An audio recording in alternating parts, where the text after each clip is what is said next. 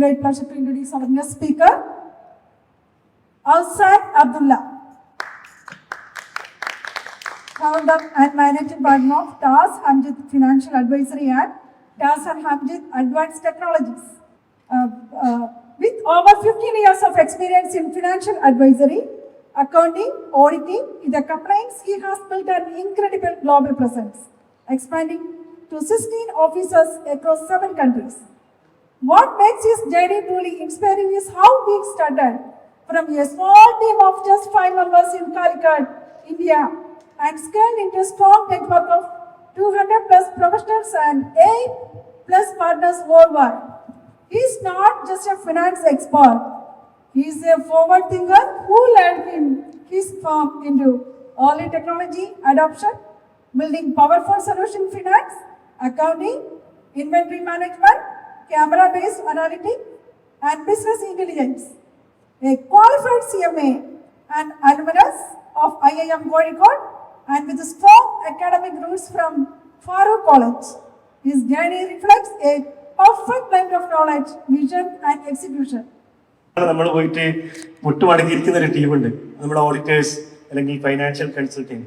So ഈ ഒരു challenging സിറ്റുവേഷനിൽ ഒരുപാട് ഓൺടർപ്രണേഴ്സുമായിട്ട് ഡിഫറെന്റ് ഇൻഡസ്ട്രിയിൽ GCCയിൽ നിന്ന് ഓടി നടന്ന് കൺസൾട്ടിങ്ങും സർവീസും ചെയ്യുന്നത് കൊണ്ട് എന്താണ് എക്സാക്ട്ലി ഒരു ഓൺടർപ്രണർക്ക് ഈ സമയത്ത് ചെയ്യാൻ പറ്റും? Good morning, Assalamu. First of all, thank you for Farhan and Impact Club the opportunity today. Obviously, ഇപ്പോൾ നമ്മൾ നല്ല എക്സ്പീരിയൻസ് ഉള്ള ഓൺടർപ്രണേഴ്സ് ആണ് എല്ലാവരും ഇരിക്കുന്നത്. അതുകൊണ്ട് തന്നെ ഞാൻ പറയുന്ന കാര്യം പുതുമ ഉണ്ടാവണമെന്നില്ല, എല്ലാവരും പ്രാക്ടീസ് ചെയ്യുന്നുണ്ടാവും. പക്ഷേ ഒരു ബ്രഷിംഗ് അപ്പ് പോലെ കണ്ടാൽ മതി. നമ്മൾ സംസാരിച്ചതാണ് മൈൻഡ് സെറ്റിൻ്റെ വിഷയം. ഈ മൈൻഡ് സെറ്റ് നമ്മൾ എങ്ങനെയാണ് ഫോം ചെയ്യുന്നതെന്ന് വെച്ച് കഴിഞ്ഞാൽ ഡിഫേഴ്സ് വിത്ത് പെർസ്പെക്റ്റീവ് അല്ലേ. നമുക്ക് പെർസ്പെക്റ്റീവ് അനുസരിച്ച് ഒരേ സിറ്റുവേഷനിൽ പലർക്കും പല മൈൻഡ് സെറ്റ് വരുന്നതുകൊണ്ടാണ്. എങ്ങനെയാണ് ഈ പെർസ്പെക്റ്റീവ് വരുന്നത്? ഇൻഫർമേഷനിലൂടെയാണ്. നമ്മളൊരു ഇൻഫർമേഷൻ എങ്ങനെ എടുക്കുന്നു എന്നനുസരിച്ചാണ് നമ്മൾ ഓരോ പെർസ്പെക്റ്റീവ് ഫോം ചെയ്യുന്നത്. അതിനനുസരിച്ചാണ് നമ്മളെ മൈൻഡും ബോഡി വർക്ക് ചെയ്യുന്നത്. ഇപ്പോൾ ഒരു ക്രൈസിസ് വന്നു, ഈ ക്രൈസിസിൻ്റെ സമയത്ത് നേരത്തെ സുഖേന്ദ്രി പറഞ്ഞ പോലെ ഓരോരുത്തരും ഓരോ രീതിയിലാണ് എന്താണ് റിയാക്ട് ചെയ്യാറുള്ളത്. അവിടെയാണ് ആസ് എ ഫൈനാൻഷ്യൽ കൺസൾട്ടൻറ്റ് ഞാൻ പറയാത്തൊരു പോയിന്റ്, ഏത് ഓൺടർപ്രണർ എങ്ങനെ റിയാക്ട് ചെയ്യുന്നു എന്നുള്ളത് അയാളുടെ ഫൈനാൻഷ്യൽ ക്ലാരിറ്റിയെ സംബന്ധിച്ച് ഭയങ്കര കണക്റ്റഡ് ആയിരുന്നു. അത് നമ്മുടെ ബാങ്ക് ബാലൻസോ അല്ലെങ്കിൽ നമ്മുടെ ടീമിൻ്റെ വലിപ്പമോ അല്ല എന്നുള്ളതാണ് യാഥാർത്ഥ്യം. നമ്മൾ ഓരോരുത്തരും ബിസിനസ്സിലേക്ക് തിരിഞ്ഞു നോക്കിയാൽ മതി. എപ്പോഴാണ് ജബ്ബാർ ഭായ് പറഞ്ഞതുപോലെ നിങ്ങൾക്ക് റീസെറ്റ് ചെയ്യാൻ തോന്നുന്നത്, നിങ്ങൾക്ക് റീസെറ്റ് ചെയ്തിട്ടില്ലെങ്കിൽ ഉണ്ടാകുന്ന ഇമ്പാക്റ്റിനെ കുറിച്ച് ക്ലാരിറ്റി ഉണ്ടാവുന്നതാണ്. എപ്പോഴാണ് നമ്മൾക്ക് ആക്സിലറേറ്റ് ചെയ്യാൻ തോന്നുന്നത്, നമ്മൾക്ക് ആക്സിലറേറ്റ് ചെയ്താൽ കിട്ടുന്ന ഒരു മോണിറ്ററി ബെനിഫിറ്റിനെ കുറിച്ചുള്ള ക്ലാരിറ്റി ഉണ്ടാവുന്നതാണ്. ഞാൻ വീണ്ടും പറയാണ്, നമ്മുടെ ബാങ്ക് ബാലൻസ് നോക്കുന്നതല്ല നമ്മുടെ ക്ലാരിറ്റി. ഒരു ഓൺടർപ്രണറെ സംബന്ധിച്ചിടത്തോളം ഇൻഫർമേഷൻ റൈറ്റ് ടൈമിൽ കിട്ടുകയും അത് കൃത്യമായി അനലൈസ് ചെയ്യാൻ പറ്റുന്നതാണ്. ഇപ്പോൾ അതിൻ്റെ ഒരു ബെസ്റ്റ് എക്സാമ്പിൾ ആണ്, ഇപ്പോൾ നമ്മുടെ പലരുടെയും കയ്യിൽ വൂപ്പ് ഉണ്ടല്ലേ. ഒരു 3 year ബാക്ക് നമുക്ക് ഇങ്ങനത്തെ ഡിവൈസസ് നമ്മൾ ഉപയോഗിച്ച് നമ്മുടെ ഹെൽത്ത് മോണിറ്റർ ചെയ്യാറില്ല. ഇതിലൂടെ വൂപ്പിൻ്റെ ആപ്പിൽ ഇതുവരെ നിങ്ങൾക്ക് കിട്ടുന്നത് പ്യൂർലി ഡാറ്റയും അനലിറ്റിക്സ് ആണ്. എന്തുകൊണ്ടാണ് നിങ്ങളത് നോക്കാൻ തുടങ്ങിയത്? എന്താണ് നമുക്ക് അതിന് കിട്ടുന്നത്? മുമ്പ് നമുക്ക് നമ്മുടെ ഹെൽത്തിനെ കുറിച്ചുള്ള ധാരണകളുള്ള ഒരു രീതി ഉണ്ടായിരുന്നു, പെർസ്പെക്റ്റീവ് ഉണ്ടായിരുന്നു.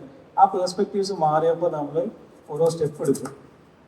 ഇതുപോലെ ഇരിക്കുന്ന എല്ലാവരും നിങ്ങളുടെ ബിസിനസ്സിൻ്റെ ഫൈനാൻസിനെ കുറിച്ചുള്ള ക്ലാരിറ്റിയിൽ എത്രത്തോളം ഇൻവെസ്റ്റഡ് ആണ്, എത്രത്തോളം ഡെപ്തിൽ നമ്മളുണ്ടോ അതിനനുസരിച്ചായിരിക്കും ഈ ക്രൈസിസിൻ്റെ ടൈമിലും നമ്മുടെ റെസ്പോൺസ് എന്ന് പറയുന്നത്. അത് മാത്രം റിമൈൻഡ്. ഇപ്പോൾ അച്ഛനെ കുറിച്ച് പറയുകയാണെങ്കിൽ അച്ഛൻ എപ്പോഴും ട്രാവലിംഗ് ആണ്. അച്ഛൻ ഒരു ദിവസം ദുബായ്, ഒരു ദിവസം സൗദിയാണ്. അപ്പോൾ നമുക്കറിയാം ഈ സമയത്ത് നമ്മൾ ഏറ്റവും കൂടുതൽ കഴിഞ്ഞ വർഷങ്ങളായിട്ട് നമ്മളെല്ലാവരും പ്രതീക്ഷയോടെ കണ്ടിരുന്ന 2 രാജ്യങ്ങളാണ്, ദുബായ്, ഒന്ന് സൗദി അറേബ്യ. ഈ ഒരു സിറ്റുവേഷനിൽ നമ്മൾ പലരും അറിഞ്ഞിട്ടുണ്ടോ എന്നറിയില്ല, ഒരുപാട് പോസിറ്റീവായ ന്യൂസുകൾ GCCയിൽ നിന്ന് വരുന്നുണ്ട്. അതിനെക്കുറിച്ച് ആധികാരികമായിട്ട് എടുക്കുന്ന അച്ഛനെ സംസാരിക്കുന്നത്? ആധികാരികമായിട്ട് സംസാരിക്കാൻ പറ്റില്ല, പക്ഷേ ഞാൻ എൻ്റെ സൈഡിൽ നിന്നുള്ള പറയാം. അതിൽ GCC കൺട്രീസിൽ നമ്മൾ ഈ സ്റ്റേറ്റുകളുടെ ഇടയിൽ ഒന്ന് സൗദി ഡിഫറൻഷ്യേറ്റ് ചെയ്ത് നിൽക്കുന്നത് അതിൻ്റെ സൈസ് കൊണ്ടാണ്. നമ്മളിപ്പോൾ UAE കാണുന്ന പോലെയോ അല്ലെങ്കിൽ ഖത്തറോ ബഹ്റൈനോ പോലെയല്ല, പൊതുവിൽ ഒമാനും സൗദിയും കുറച്ച് സൈസുള്ള കൺട്രീസാണ്.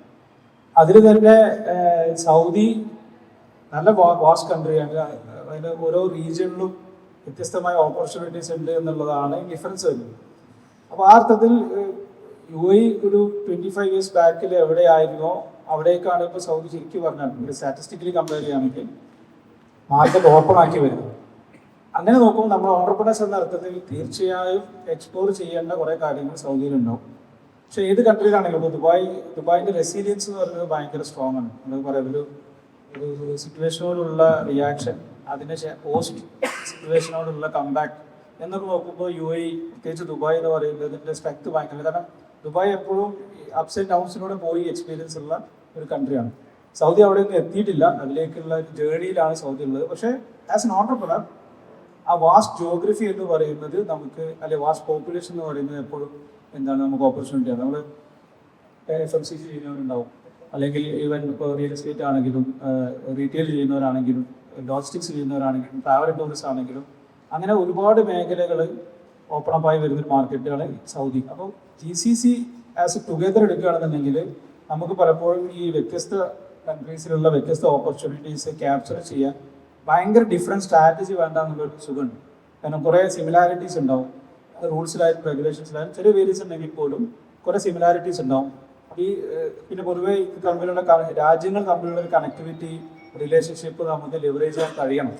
അപ്പോൾ UAE സെറ്റപ്പ് ചെയ്തിട്ട് തന്നെ എൻ്റെ ഒരുപാട് ക്ലയൻസ് അവരുടെ ഹോൾഡിംഗ് കമ്പനി ദുബായിലാണ്, പക്ഷേ ഓപ്പറേഷൻ കൂടുതലും സൗദിയിലായിരിക്കും. ഞങ്ങളെ സംബന്ധിച്ചിടത്തോളം സൗദിയിൽ സ്റ്റാർട്ട് ചെയ്തിട്ടാണ് നമ്മുടെ UAE പോലുള്ള കൺട്രീസിലേക്ക് വന്നത്. സൗദിയിലെ മാർക്കറ്റ് സൈസ് കൊണ്ട് നമ്മുടെ മേജർ റവന്യൂ ഇപ്പോഴും വരുന്നത് സൗദിയിൽ നിന്നാണ്. പക്ഷേ ലൈക്ക് വൈസ് നമ്മൾ എങ്ങനെയാണ് നമ്മൾ ഓപ്പർച്യൂണിറ്റി പിച്ച് ചെയ്യുന്നത്, ഇങ്ങനെ അത് എക്സ്പ്ലോർ ചെയ്യുന്നതനുസരിച്ചായിരിക്കും ഉണ്ടാവുക. ഈ ടൈമിൽ ഞാൻ കണ്ടിട്ടുള്ളത് ദുബായും ഖത്തറും ബഹ്റൈനിലും ഒക്കെ ഒബ്വിയസ്ലി ഇമ്പാക്റ്റ് ഉണ്ടായതുപോലെ സൗദിയിലേക്കുള്ള ഇമ്പാക്റ്റ് നമ്മൾ ഗ്രൗണ്ടിൽ പോയി കഴിഞ്ഞാൽ അത്രത്തോളം ഫീൽ ചെയ്യില്ല. അതും ഞാൻ മനസ്സിലാക്കുന്നത് ഈ സൈസ് കൊണ്ടും പിന്നെ ഡയറക്റ്റ് ഇവിടെയൊക്കെ ഉണ്ടായിട്ടുള്ള അത്രയും ഡയറക്റ്റ് ഇമ്പാക്റ്റ് അവിടെ കാണാത്തത് കൊണ്ടൊക്കെ ആയിരിക്കും. അതുകൊണ്ട് തന്നെ ആ മാർക്കറ്റിൽ ഇപ്പോഴൊരു വൈബ്രൻസി അത് കീപ്പപ്പ് ചെയ്യുന്നുണ്ട്.